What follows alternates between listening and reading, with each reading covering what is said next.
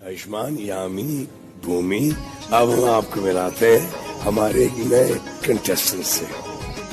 ये भोजपुरी फिल्मों के बहुत बड़े सुपरस्टार हैं, खेसारी लाल यादव। भोजपुरी के एयरपोर्ट से हमने भरी उड़ाने,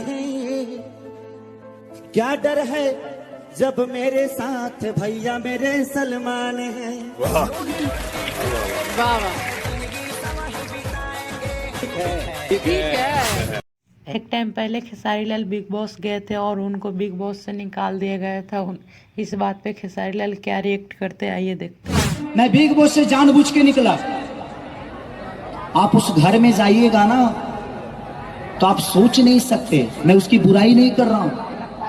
अगर मुझे माँ बहन के गाली देकर अगर चेहरे को प्रेजेंट करना होगा तो शायद मेरे संस्कार में ऐसा नहीं है। मैं किसी के माँ को गाली देकर अपना नाम बड़ा नहीं कर सकता।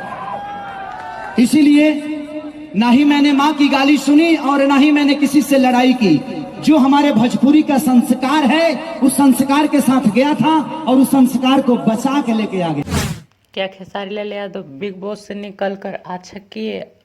आप इस बारे में क्या सोचते हो, कमेंट करके जरूर बताना।